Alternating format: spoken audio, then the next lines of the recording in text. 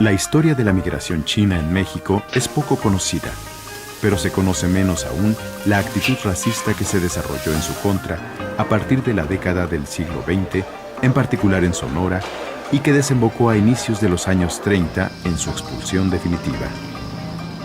Desde su llegada a los estados de Baja California, Sinaloa y Sonora, los chinos se mostraron sumamente trabajadores, primero como jornaleros agrícolas y en la construcción del ferrocarril, después como pequeños comerciantes y vendedores ambulantes.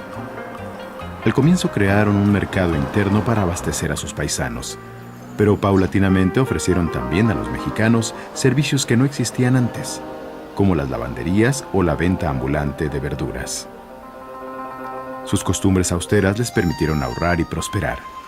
En poco tiempo se hicieron de una clientela cautiva gracias a la cordialidad en su trato y a la gran variedad de productos que ofrecían. A ellos se atribuye la introducción de la práctica del pilón y el servicio a domicilio.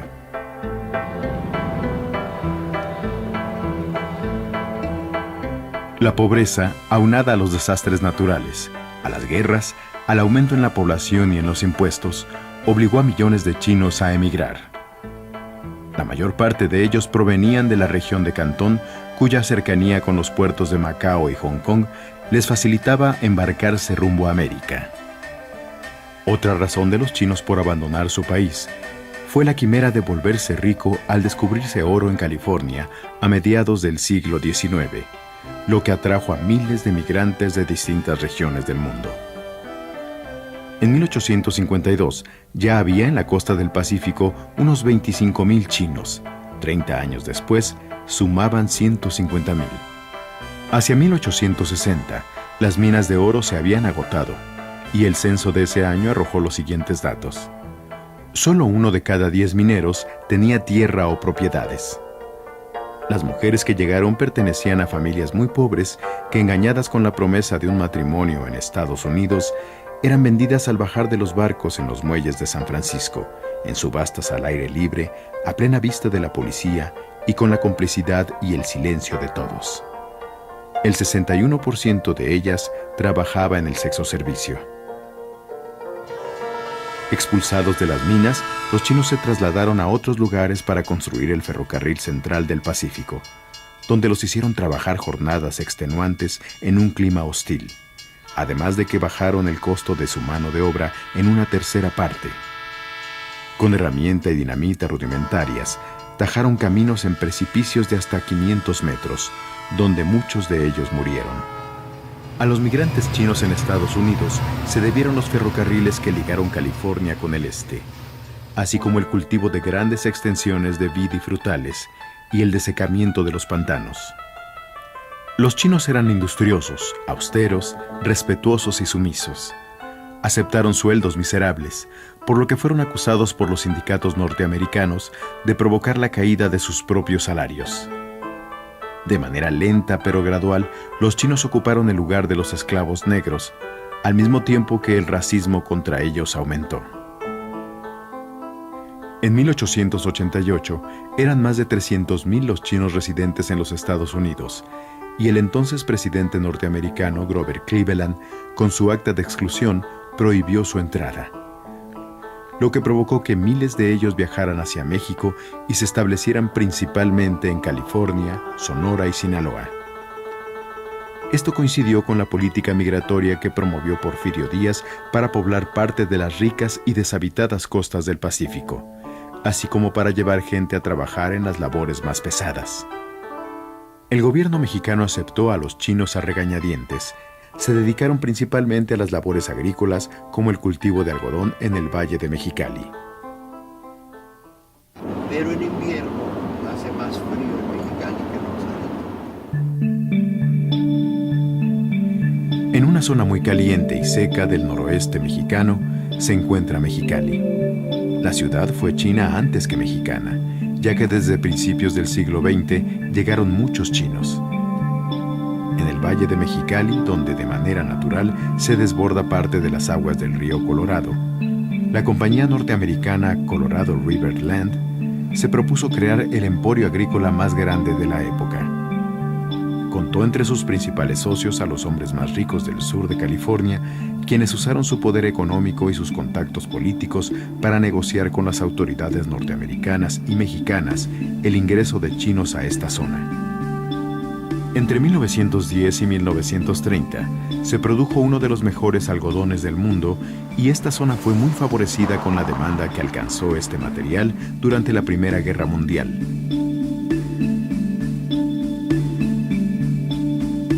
La sobreexplotación y las pésimas condiciones de vida a que eran sometidos los chinos en el trabajo agrícola o en las minas provocaba un rápido desgaste y deterioro. Las enfermedades laborales, el cansancio crónico, la falta de esperanza y el desánimo general inducían a la muerte a muchos de ellos al poco tiempo de haber llegado. Pues mi impresión de los chinos, digamos en términos generales, es favorable, porque contribuyeron en una etapa muy importante el desarrollo de Mexicali, cuando se iniciaba. Una de las actividades más importantes que realizaron los chinos aquí en el Valle de Mexicali fue precisamente la pizca del algodón. Separar el algodón de la fibra del casquillo y entonces todo esto se lleva a despepitar, o sea, un proceso por medio del cual se les separa la fibra de la semilla. Esto nunca fue desierto. Eso es otra de las cosas que deben tenerse muy presentes. Aquí se inundaba, el río inundaba la mayor parte del Valle de Mexicali. En verano venían las crecientes, se inundaba la tierra y más o menos en septiembre bajaba, el agua se reducía el volumen y todas las tierras podían aprovecharse para la siembra. El río Colorado era la única fuente de agua. Aquí el temporal no servía para nada porque tenemos una precipitación de 75 milímetros anuales. Entonces la agricultura, todo el auge agrícola que hubo en Mexicali y que actualmente se riega alrededor de 200,000 hectáreas, los valles de Mexicali y de San Luis, es por el agua que viene por el río. Mi abuelo trabajaba con uno de las compañías que rentaban las tierras para producir algodón, por eso se quedó aquí en Mexicali. Entonces muchos vinieron que lo contrató la Colorado River Company y otros se vinieron porque después cuando se hicieron un auge, el Valle de Mexicali en los años principios de los 20 y 1915 para adelante, empezó a organizarse Mexicali porque ya había una población considerable de chinos aquí en Mexicali. Inclusive en 1915 se organizó la Asociación China de Mexicali. Tuvieron negocios de lavandería, barrotes, zapaterías, tiendas de ropa, todo tipo de comercio organizado, pues se quedaron aquí. Si ustedes ven Mexicali, el primer cuadro de la ciudad donde están los servicios más antiguos, todos tienen sótano, tienen subterráneo. Pues los subterráneos, pero precisamente era para mitigar el calor, no eran como muchos maquinan, ahorita andan maquinando que eran fumaderos de opios y todo, porque las provisiones, la comida no se pueden conservar, no había refrigeradores, nada, entonces tenía que ponerlo en un bajo nivel donde es fresco, donde se pueden conservar las laterías y las conservas y todas las cosas. Los que nacieron aquí crecieron y vivieron junto con los chinos. No les es extraño ni tampoco les hace raro ver a un chino.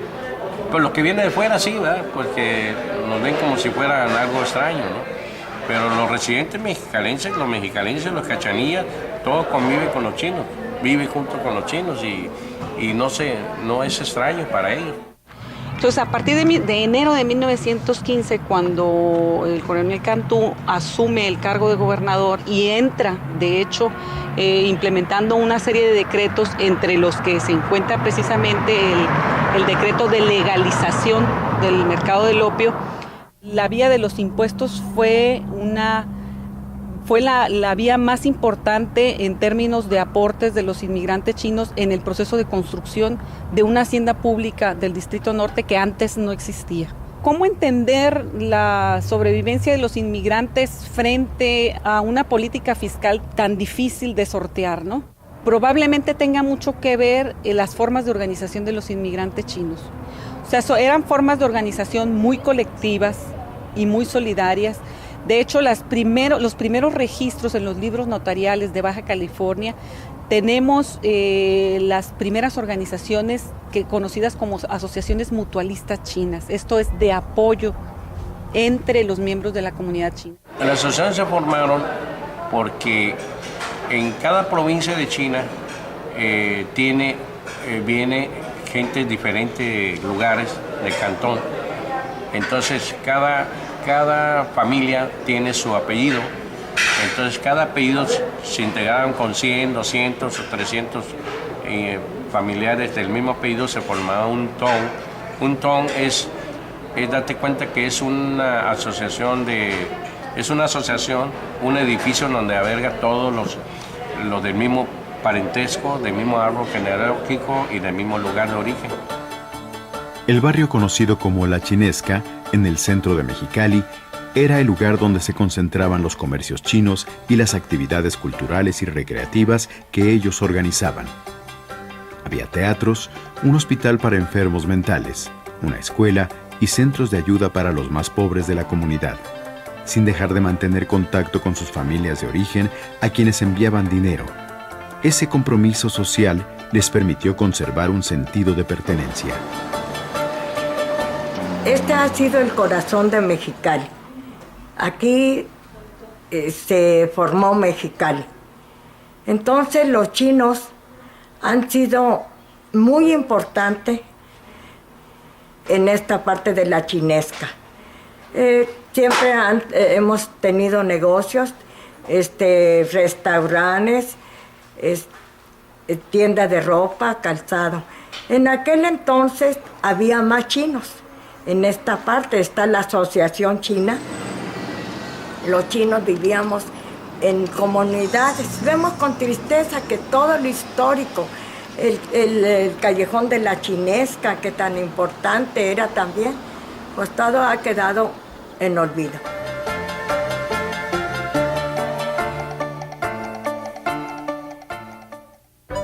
En Tijuana se establecieron chinos que salieron de Estados Unidos y años después aquellos que serían expulsados de Sonora. A su llegada, fueron contratados de manera inmediata para trabajar en la minería y en la construcción de las líneas férreas. Muchos de ellos ingresaron por Mexicali y Ensenada, y los menos por Tijuana y por Tecate. También se establecieron en ciudades como Mazatlán, Tampico, Torreón, donde cultivaban y vendían sus productos agrícolas y desarrollaban una amplia gama de actividades comerciales. Traían consigo la costumbre del trabajo colectivo que formaba parte de la vida cotidiana de sus comunidades de origen.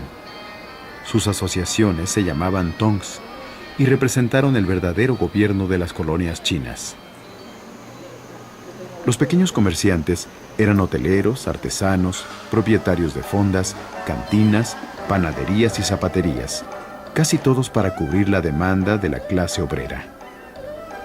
Abrieron restaurantes, tiendas de abarrotes, lavanderías y mercerías, que crearon su propio sistema de compras y distribución, tanto al mayoreo como al menudeo.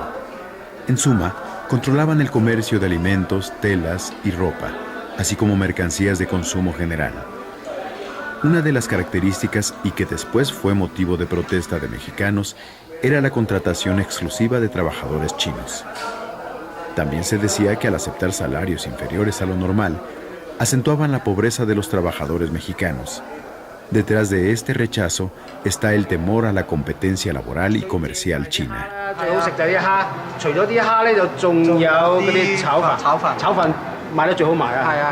最好食嘅係炒飯啦，跟住就到呢啲。Y Asociación Colonia China de Tijuana fundado fue en el año 1918. Tenemos servicio y para dar cuanto la gente nueva, los inmigrantes. Entonces tengo un papá chino y una mamá de origen matlacinca del Estado de México. Trabajaba en tender vías del ferrocarril, del ferrocarril del Pacífico. De ahí pasó a manejar la cocina y en algún momento él cuenta que prácticamente se escapó y se fue a Tampico con amigos suyos. Ahí trabajó. Luego llegó a la Ciudad de México. Era panadero y ya después él tuvo su propio café de chinos. ¿Qué otro café tenía mi papá si no era de chinos? Una cosa que es importante, al menos para mí, de esta migración fue que toda esa primera migración de la primera mitad del siglo XX fue casi exclusivamente de hombres. Llegaron hombres. Mujeres llegaron muy pocas. Entonces, el plantarse en México hizo que las parejas que ellos buscaran fueran pues, mujeres mexicanas que necesariamente tenían que venir de orígenes humildes, de clase socioeconómica muy deprimida. Una mujer de clase media nunca ha ido a admitir un chino. Nosotros como chino-mexicanos en las escuelas anteriormente fuimos muy despreciados, muy segregados. Acuérdense cuánta gente decía chino, japonés, como que no me des, ¿no? Chino cochino. ¿Por qué? Pues porque así era como nos trataban, ¿no? Y en cambio, con los años nos hemos dado cuenta que traemos unas raíces que son muy importantes, muy valiosas. La posible diferencia entre la comunidad china de Tijuana y la de Mexicali, yo creo que radica en que aquí ya somos más mestizos, somos un número mayor de mestizos que nos hemos dedicado a actividades totalmente diferentes a los restaurantes. Que el gobierno chino está promocionando y que Willy es uno de los representantes de encontrarse con su familia en China. O sea, nosotros proporcionamos datos, todos los datos y los que, por ejemplo, en nuestro caso, no conocimos o no tenemos referencia con familiares en China, este grupo se encarga de conectar y luego de organizar un viaje para ir a China a conocer a la familia.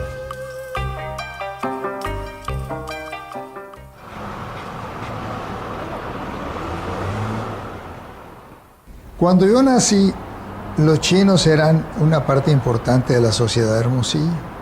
Toda la producción y todo el comercio era de ellos. Toda la orilla del río de Sonora, que parte la ciudad en dos aquí,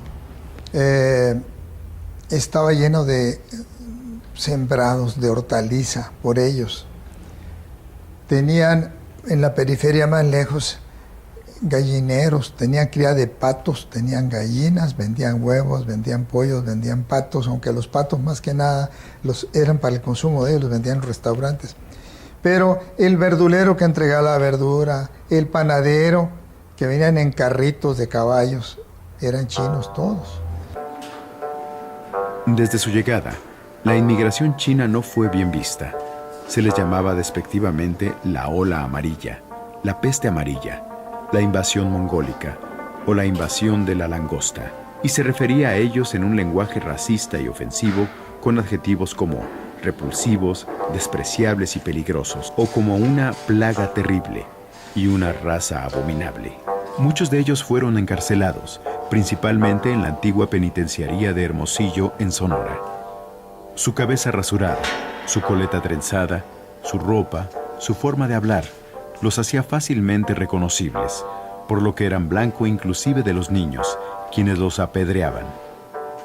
No obstante, la solidez como grupo les permitió sobrevivir inclusive al colapso del porfiriato y a la revolución. La animadversión contra lo extranjero se vio fortalecida por el excesivo nacionalismo de la Revolución Mexicana, durante la cual hubo saqueos a los comercios y bienes de los chinos que culminaron con la matanza de más de 300 de ellos en manos de los soldados maderistas, apoyados por los pobladores pobres de Torreón en mayo de 1911. Ellos trabajaban de sol a sol, porque ese viejito que recogía los cuellos y los lavaba, en la tarde atendía un sembrado de zanahoria, rabanitos, lechugas y cebollas en la orilla del río. Ese mismo viejito en la noche andaba vendiendo arvejones, ¿no? Temprano en la mañana, aclarando, andaba recogiendo los cuellos. Al día siguiente a esas horas los traía, pero el resto del tiempo estaba atendiendo su hortaliza y en un palanquín, una palanca de madera con 2 canastas, una en cada extremo, se venían a entregar eso al mercado, que todos los del mercado eran chinos también. La xenofobia se fue acentuando en estados como Sonora y a los chinos se les cerró el paso en todos los frentes. El gobierno de Plutarco Elías Calles, por cierto sonorense y con fuertes intereses económicos en su estado, promulgó diversas leyes en 1923 que afectaban seriamente a los chinos. Además de impedir su contacto con la población, obligándolos a mantenerse en un barrio chino, les pusieron trabas de muchas maneras. Siendo en su inmensa mayoría varones jóvenes, les prohibieron los matrimonios con mexicanas. Mucho mestizaje, mucho hubo. Las mujeres mexicanas pobres no tenían ningún reparo en casarse con un chinito que era trabajador. Se sabían ganar a la gente. Ellos inventaron aquí por lo menos lo del pilón, ¿no? Todo el que les compraba le daban algo. Quedaba uno satisfecho de comprarles porque no sentía uno que lo robaban, siempre le regalaban algo. Se les impuso la contratación del 80% de mexicanos en sus negocios. En 1930, en Sonora, se les obligó a vender la carne fresca y la verdura exclusivamente en los mercados y ya no en sus pequeñas tiendas. El pan podía ser vendido solo en las panaderías. Los vendedores ambulantes también se vieron afectados. Todo esto no era otra cosa que hacerse de impuestos para fortalecer el erario público, tal como se había hecho en Mexicali. En el caso de Sonora, afectaban de manera importante la economía de los chinos, quienes difícilmente podrían ahorrar para quizá volver a su país. Todas estas leyes, junto con la actitud en extremo racista hacia ellos, los hizo admitir su derrota, y en 1931 comenzó el éxodo. En pocos años la población de chinos en Sonora bajó de 3,000 a menos de 1,000. Algunos pudieron volver a China desintegrando sus familias y otros fincaron su residencia principalmente en Baja California. Que los mataron, no los mataron. Los sacaban empujones y al que resistía a golpes los subían a unos carros y se los llevaban, los metían en un barco en Guaymas y los despachaban. No les permitían llevar más que dinero y tantito lonche para el camino. Todos sus muebles, todo su hogar se quedó en las casas. Las tiendas de abarrotes, abarrotadas las dejaron y se fueron. Así los corrieron para China, ¿no? Muy duro eso, pues. No, pues mi abuelito fue el chino y ya mi papá son mestizos. Porque a él le tocó el destierro cuando a él y a sus primos, a sus hermanos, lo echaron en un ferrocarril. Chinos, hay muchos nuevos, ¿no? Que se han venido ya de China a poner restaurantes, pero ya chinos de los viejos que estaban aquí, ya quedan pocos. Hay muchos mestizos que dejaron de familiares, ¿no?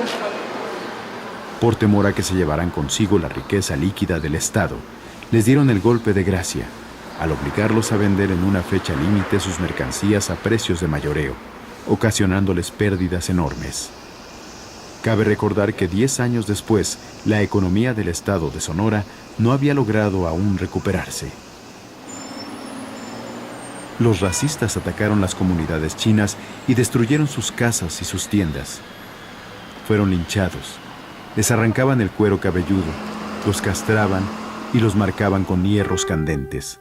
Para humillarlos, les cortaban la trenza tradicional. No se han valorado aún las aportaciones de esta migración pacífica y laboriosa que se asentó principalmente en el noroeste de nuestro país. Actualmente la migración china en el mundo tiene el primer lugar, pero el segundo lo tienen los mexicanos, que migran hacia Estados Unidos a buscar mejores oportunidades de trabajo y de vida, como en su momento lo hicieron los chinos en México. 係姓義嘅，個名係 Jack 伍。我墨西哥 Mexicali 49年，我個謀生已經586。佢門後各位僑胞冇各位中國人，我個墨西哥嘅謀生咧係好暢快嘅，好愉快嘅。祝福大家聖誕健康快樂。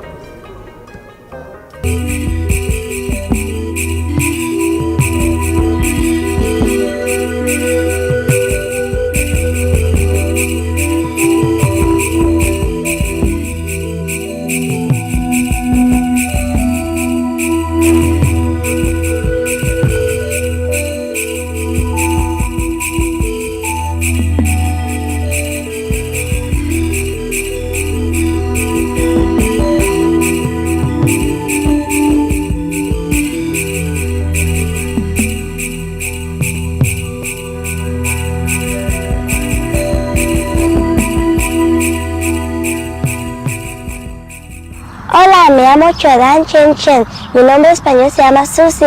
Soy china y vivo en Mexicali. 大家好，我叫陳曉丹，我女送名叫 Susi。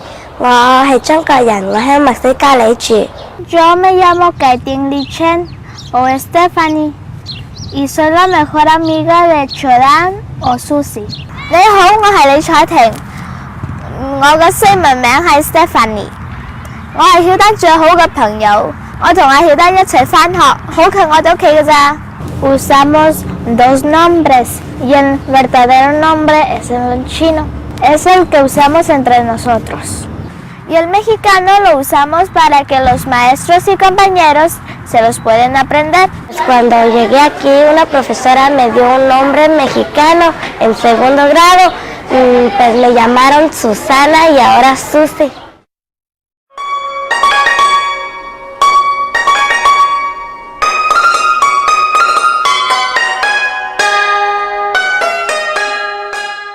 Mexicali es el capital de Baja California. Está en un valle muy grande y tiene su historia. Antes esta región estaba habitada por pueblos nativos, como los Cucapá, que después se tuvieron que ir más al sur, junto al delta del río Colorado, donde ahora viven, y otros se quedaron en Estados Unidos. El valle de Mexicali era un valle seco y desértico, pero muy especial, porque está al mero final del río Colorado. Durante miles de años, todo lo que traía el río lo iba acumulando en el valle. Por eso, aunque se mire seco, la tierra es fértil y muy buena para sembrar. Lo único que le hacía falta es que le llegara el agua. Cuando estudiaron el terreno y se dieron cuenta de eso, hace poquito más de 100 años, decidieron empezar a construir canales desde varios puntos del río Colorado para así poder regar y sembrar en el valle. Se empezó a necesitar mucha mano de obra para hacer los canales y para poder convertir ese valle desértico en tierra fértil que diera buena cosecha. Fue entonces que empezó a llegar gente de todas partes y muchos de ellos eran chinos que venían de Chihuahua, Sonora y otros lugares del norte. La ciudad de Mexicali se fundó el 14 de marzo de 1903 y desde el mero principio fueron los chinos y algunos mexicanos los pioneros de todo el desarrollo de este valle. Para que te imagines lo difícil que era en ese tiempo vivir en el desierto, hay una historia muy triste que les pasó a nuestros antepasados. Allá por esos años, cuando se corrió la voz de que aquí, en el pueblito que era Mexicali, había mucho trabajo, un grupo de chinos que estaba trabajando en Sonora decidieron venirse para acá. Los trajo un japonés en barco por el mar de Cortés. Llegó hasta el delta y como ya no podían navegar más, los dejó ahí para que solitos cruzaran el desierto hasta Mexicali. Ellos no conocían y en el desierto todo se ve igual, así que se perdieron y la hambre y la sed los fue matando uno por uno. Ahí fueron quedando, se salvaron muy poquitos. En esa región donde pasó esta historia tan fea, se le llama Chinero y está allá en las tierras de Cucapá. Los que sí alcanzaron a llegar, trabajaron muy duro las tierras para la siembra de algodón. Por eso se les dicen pioneros. Este grupo de chinos fueron los que dieron la vida al Valle y a Mexicali. Hubo un tiempo, allá por 1919, cuando el 80% de la población de Mexicali eran chinos. Hasta le decía el pequeño Canchú, que era el nombre de Cantón, la ciudad china de la que venían muchos. Como vivimos aquí, ya somos parte de los mexicanos, de cariño nos llaman paisanos.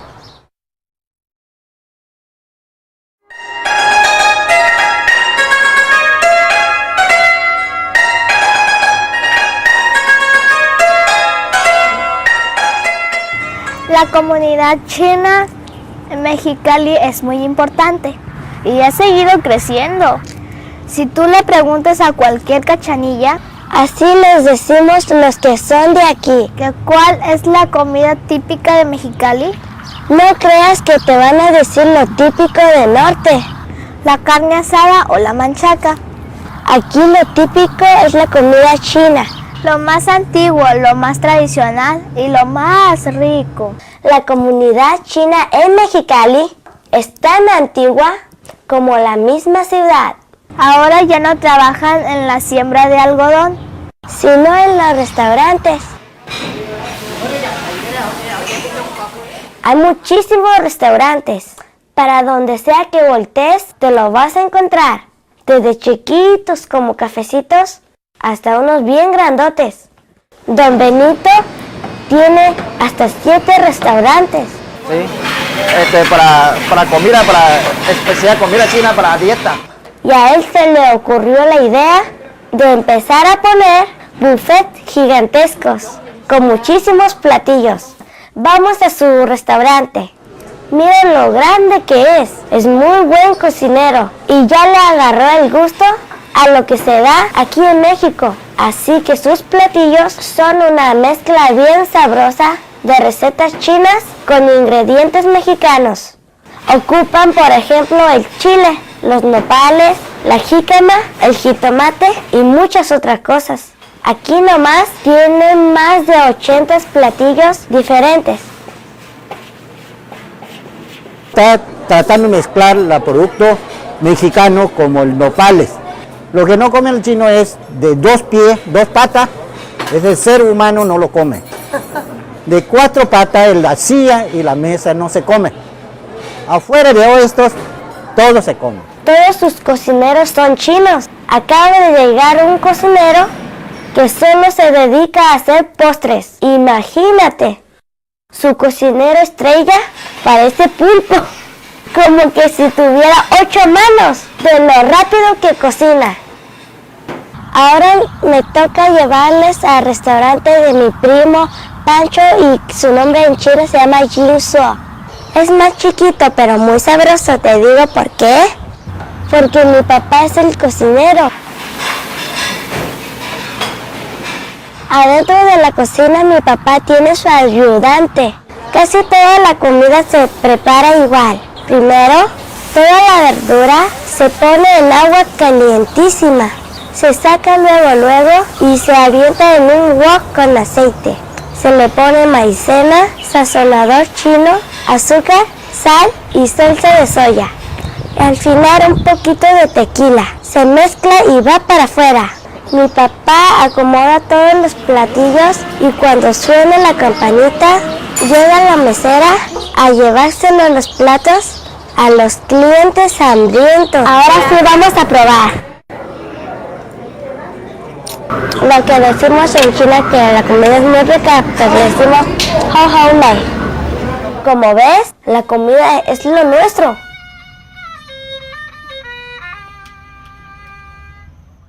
Esa comida la hace mi papá para los mexicanos, porque nosotros los chinos no comemos así. Luego vas a ver cómo comemos en la casa. Nosotros comemos arroz blanco, tofu, brócoli y carne, sopa, pero no de sopas de marucha, otras sopas que hacen, etcétera, etcétera. Esta es la tienda donde venden cosas chinas. Vengo porque mi mamá me mandó comprar camarones secos para la cena de la noche. Esto en mexicano se llama camote chino grande y en China se llama wuhan. Este se llama jengibre y en China se llama qiang. Eso lo podemos combinar en todos los alimentos. Ay, mira, aquí hay chamoy seco chino. Me voy a llevar 2. Aquí están los camarones que me pidió mi mamá. Ahora vamos a cenar a mi casa. Bienvenidos a mi casa. Ustedes ya vieron cómo se cocina la comida china en los restaurantes. Y ahora los invito a que vean cómo se cocina la comida china en la casa. Ella es mi mamá y se llama Rosa Chen. Hoy ella nos va a preparar una sopa de verduras y se llama sopa de quelite y en China se llama you chui hong. Echa el agua a la olla. Esos son los camarones secos. Vamos a esperar que se caliente y que salga el sabor del camarón seco. Este que está aquí es el quelite chino. Este quelite podemos sembrarlo afuera de los edificios. Esta estufa la traímos desde China y tiene 2 hornillas. En el medio o los 2. Vamos a poner aceite, sal. Luego le echamos el quelite. Y esperamos unos 15 minutos. Ya que se coció, lo sirve en caldito. En mi casa no se come con cubiertos, sino con palitos. Así, Ajá. la puedes mover. Y te lo metes en la boca. Ya viste que aquí comemos diferentes, más sano. No usamos ni grasa, azúcar ni harina. Yo digo que por eso estamos tan delgaditas.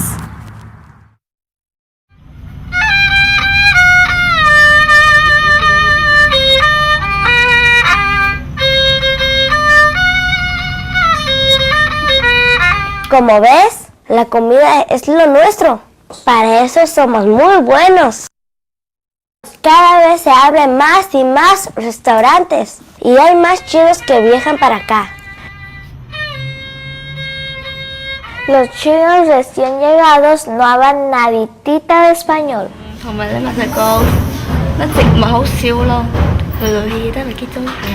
Dice que le gusta aquí en Mexicali, dice que hay mucha diferencia aquí en China. Y para los niños, la mejor manera de aprender es en la escuela. Mi escuela se llama Nexabalcoyol y son de las primeras que hubo aquí en Mexicali. Siempre hemos venido aquí los chinos.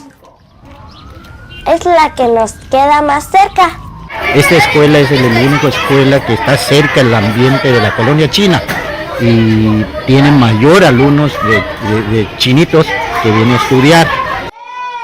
Aprendemos, como digo yo, a la brava. Al principio es bien difícil, cuesta mucho trabajo. No le entendemos nada a la maestra, ni la maestra a nosotros.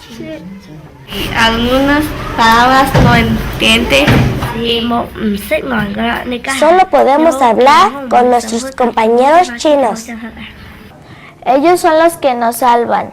Los que hablan bien español son los que nos traducen. En estos años aprendí mucho español y cuando mis amigos chinos nuevos llegan a la escuela y no saben hablar, pues yo soy la traductora para ellos o ellas porque no saben hablar. ¿Cómo te llamas? Kaitín, ¿qué dijo? No le entendí. Dijo que llamaban Mei Xiaoyi. ¿Cuándo llegaste y de qué parte de China vienes? Thấy con từng hơi sàng hui, từng hơi Bắc Kinh, từng chưa có đại部phận. 我喺廣東台山嚟呢度嘅。Dice que viene de Cantón Taishan hace 7 meses. ¿Por qué vinieron tus papás y en qué trabajan ellos? Để tìm tìm cái này lý do同埋你爸爸媽媽做咩啊？因為咧喺2年之前我爸爸嚟咗呢度，所以之後經過2年，我哋同我媽媽就嚟咗呢度啦。跟住我爸爸係做廚師，我媽媽係侍應生。Dice que en 2 años antes su papá vino aquí y pues vio que extrañaba a su familia, entonces pues tuvieron que llevar también a ellos para acá. Dijo que su papá es cocinero y su mamá es mesera de un restaurante chino. Así pasó cuando yo llegué. Cuando llegué a la escuela de Nezahualcóyotl, pues como era chiquita quería llorar porque no conocía a nadie, no sabía leer muy bien, hablar y ni entenderlas, pero pasaron los años, conocí a muchas maestras, compañeros, amigos, pues así empecé a entender más. Mija Shedan, ¿por qué tu compañero que tenemos aquí en la esquina no trajo uniforme el día de hoy a la escuela? Khi học trước mình này tiếng cái con mình sẽ học Phật Pháp. El director dijo que no la encontró porque su mamá ayer lo lavó. A mí los que más me ayudaron a aprender fueron mis amigos mexicanos. Me empecé a llevar con ellos en el recreo y en 5 meses ya hablaba bien español. Yo quiero amigos mexicanos para aprender bien español.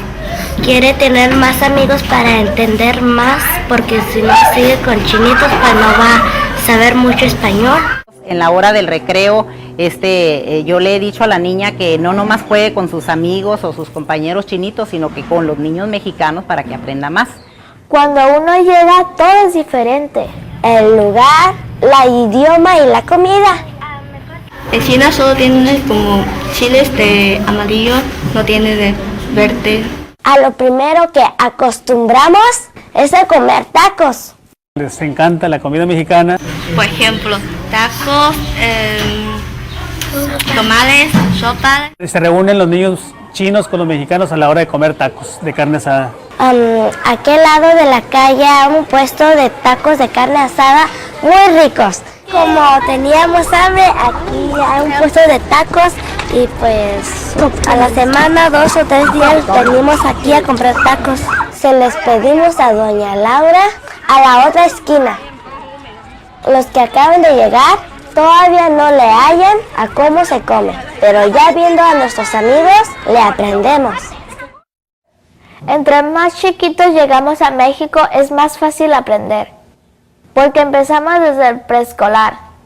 Esta es el preescolar Josefa Ortiz de Domínguez y aquí vienen mis vecinas que son gemelitas. Vamos a visitarlas. Aquí están mis vecinitas que les conté ahorita.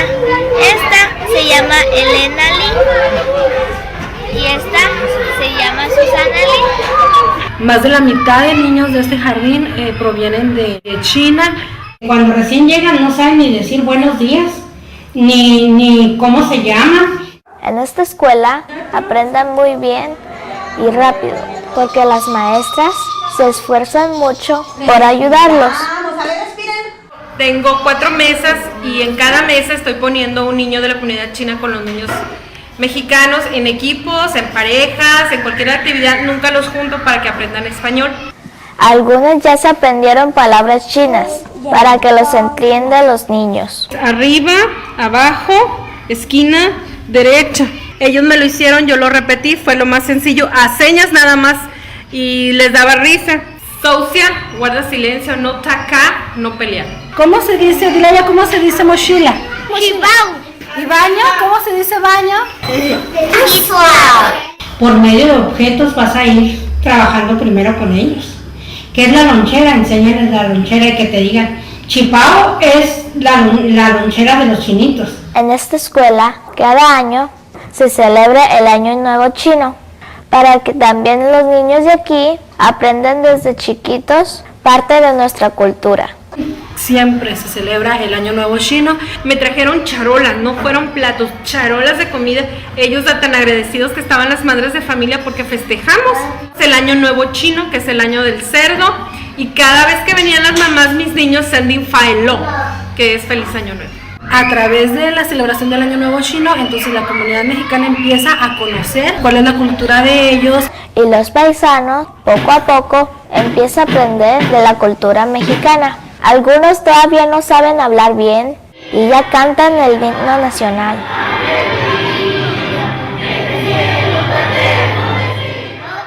La maestra hizo una actividad donde dibujaban los edificios donde vivimos y la hortaliza donde siembran nuestras mamás, para que los demás niños conocieran cómo vive nuestra comunidad. Esa fue una actividad muy rica para los niños de México. Ahora vamos a la clase de música. Tiene un pianista muy bueno que toca canciones muy bonitas.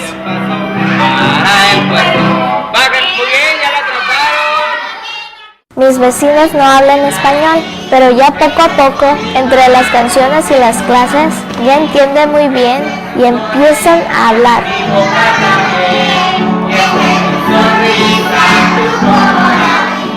Y ahora la canción que más nos gusta, El Chinito Mandarín.